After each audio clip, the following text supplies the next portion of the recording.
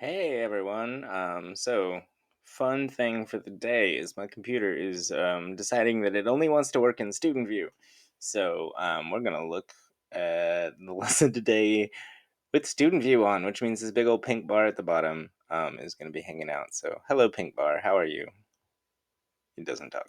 Okay, so fraction multiplication strategies. Welcome to day 3 of fraction multiplication. I hope that you're finding success with the top times top, bottom times bottom. We're going to look at a couple things today. Some of those things might work the same way, and some of those things you might have to think about a little bit differently. One of the things you have to think about a little bit differently is the warm up. So, our warm up today is 6 times 2.5.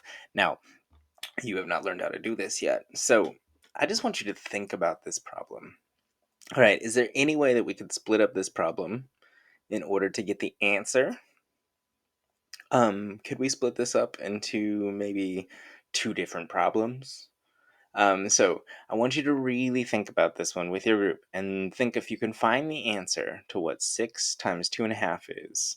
Um, and if you just try and figure it out however you can and see if there is a way to split up your problem. And we'll come back and talk about it.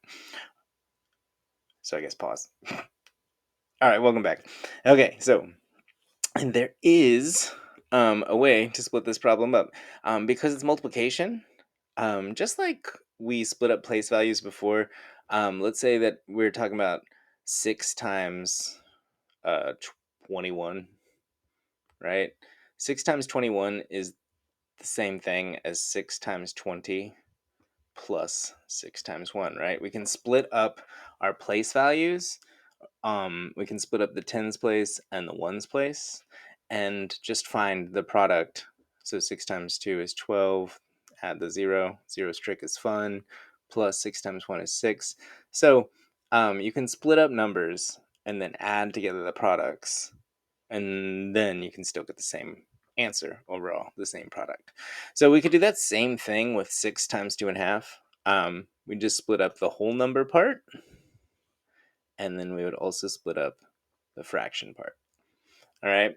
So now that we've done this, see if you can get the answer by multiplying fractions. Or you will have to turn that whole number 6 into a fraction with the t-pose at 1 as a denominator. So go ahead and try and find the answer, and then come back and we'll take a look again.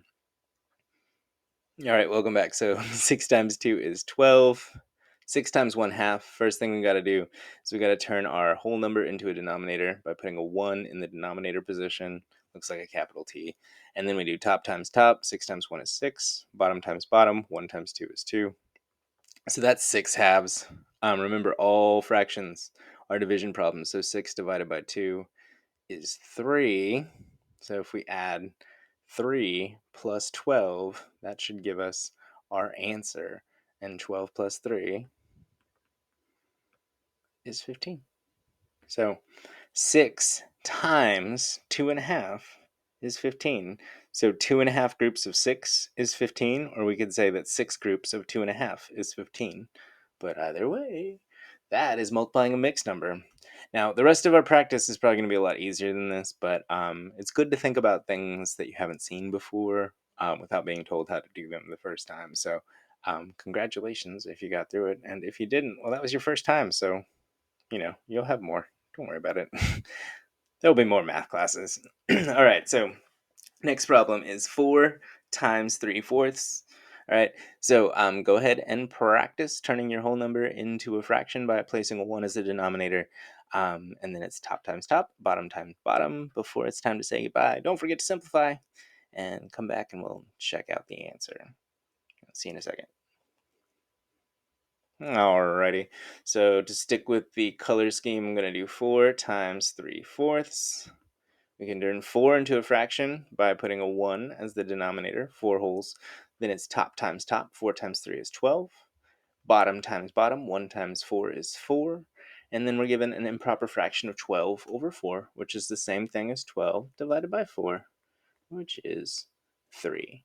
So 4 groups of 3/4 is 3 wholes.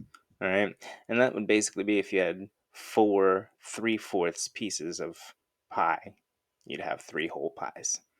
Come back in the next